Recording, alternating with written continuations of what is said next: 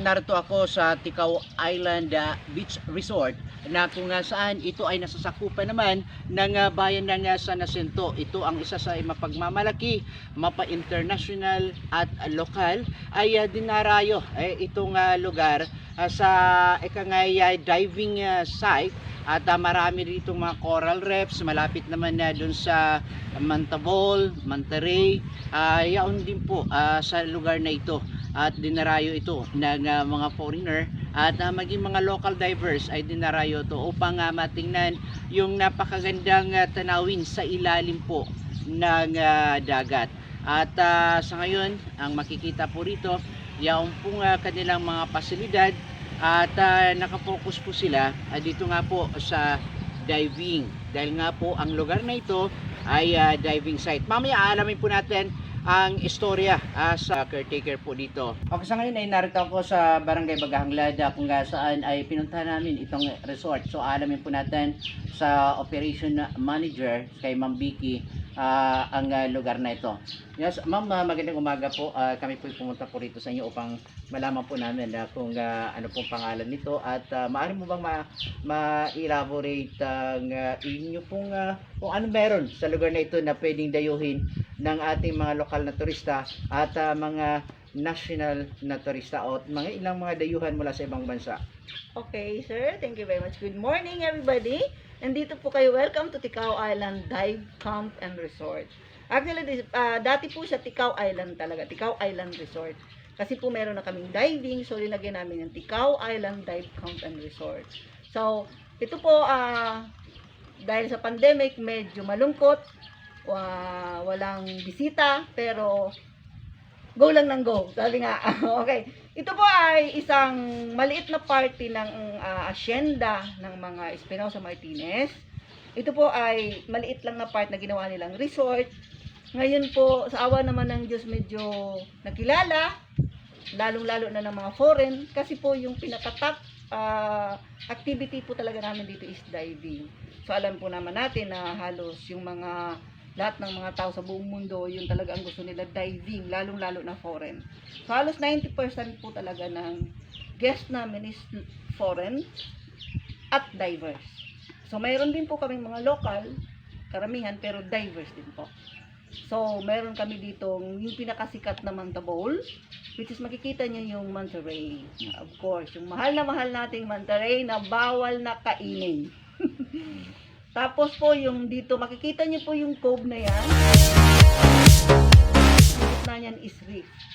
Diyan po yung Fossil Reef na tinatawag. Magandang reef siya na pwede snorkeling ng mga non-divers. Halimbawa po yung mga guests namin, mga divers, may kasama silang non-divers. Dinadala namin yan para sila magkaroon ng papaglibangan. Tapos San Miguel area din. Mayroon din po kaming dive site sa San Miguel. Tapos makikita natin yung Lapus-Lapus. Basta marami po dyan mga magandang places. Burubangkaso, Halia, yung tawag na Formation Rocks, Burubangkaso, tapos yung falls. Makikita yan. Part po yan ng island hopping activity namin.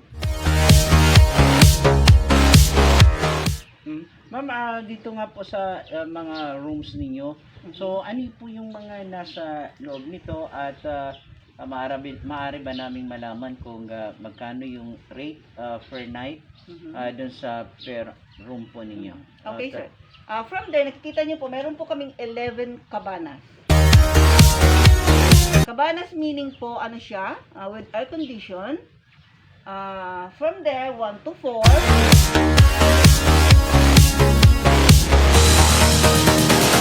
5 to 11. So, meron po kaming 11 cabanas. Meron din po kaming budget room na tinatawag, which is you can use only electric fan. Tapos, common po yung restroom niya. Dito po sa cabana namin, meron po siyang malaking restroom sa loob, sarili mo siya. Tapos, ang beds namin is meron for family beds. May pull out siya. Tapos, meron kaming twin, yung bagang 2 separate beds. Pero po ngayon pong pandemic, tinatanggap lang po namin is halos 2 lang sa isang room. Bawal po sumobra. So, pero po pag season talaga, yung open kami, kaya po niya i-accommodate mga 6 sa isang room. Tapos po yung budget room naman namin, meron po kaming 4 na budget room, na electric fan din lang. Common yung restroom niya. Sumbala. Kasya po doon mga 4 na tao.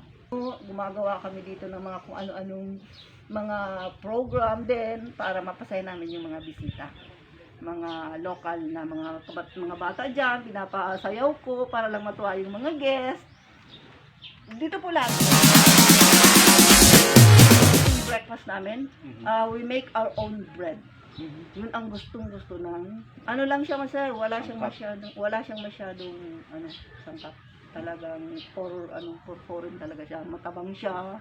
Hindi po ikaw local na mahilig ka sa taste bread, hindi mo siya magugustuhan. Pero po talagang healthy bread. Tapos pizza, nakikita niyo naman po, meron kami dyan. We make our own pizza also, and dough. Ginagawa namin sariling dough.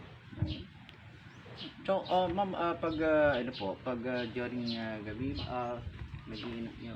Yes sir, dito po sa dining area, open naman po.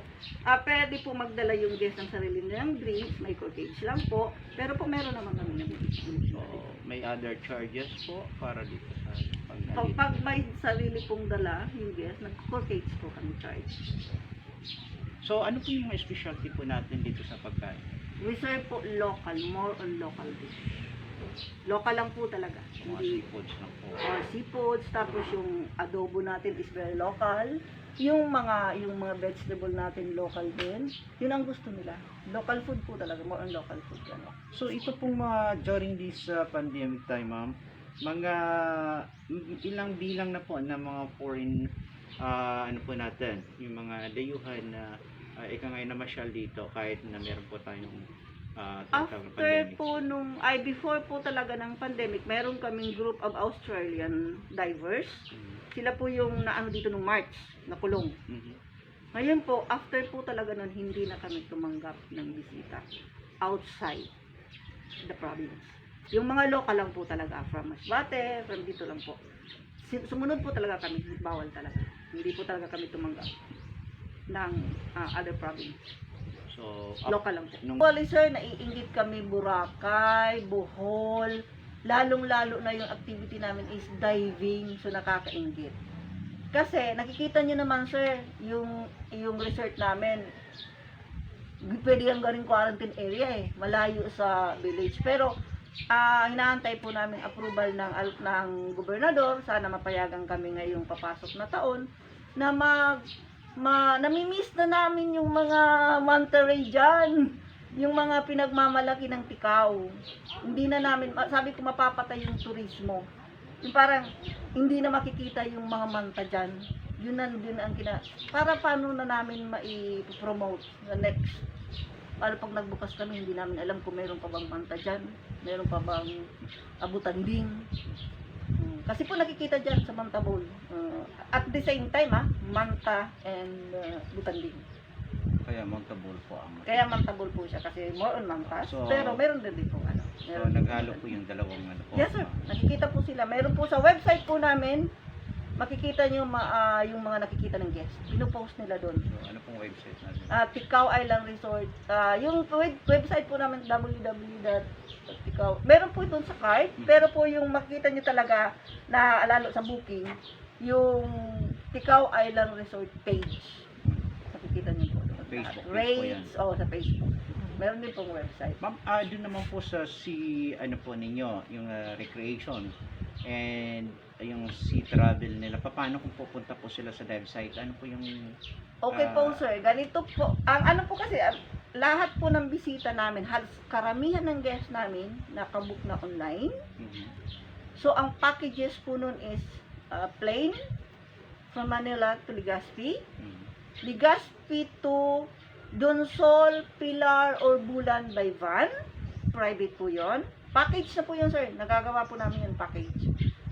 Boat po, diretso dito sa amin. So, yun po. Ang pag-island hopping naman, diving, meron din po kaming boat. Meron po kaming sarili, meron po kami from the village. Nakikita nyo po dyan, may mga bangka dyan nagagamit tayo. Kaya minsan makikita nyo, bakit yung pintura ng mga bangka halos isa? Yung parang black and blue. Yun po kasi ang ng boss ko ng Fun Dive Asia. Yung pangalan po ng dive shop namin is Fun Dive Asia. Yung kulay niya po is blue and puti. Kaya makikita niyo po yung mga bangka dyan, blue and puti.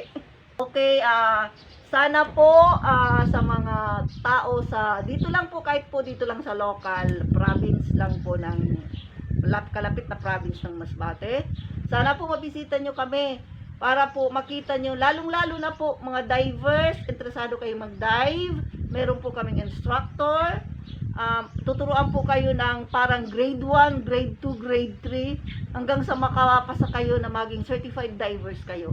Nag-offer po kami noon. Tingnan nyo lang po yung Facebook account namin, yung Ticao Island Resort page. Makikita nyo po doon yung rates. Sana po mapuntahan nyo kami dito. Sana din po pumayag na yung ating gobernador na mag-open na rin tayo para masaya na rin. Kahit may pandemic, makapaglibang man lang. Ngayon ay paalis na kami dito sa isang resort ng Bagahanglad at kami papunta naman sa ibang lokasyon at tourist spots dito naman sa bayan ng San Jacinto.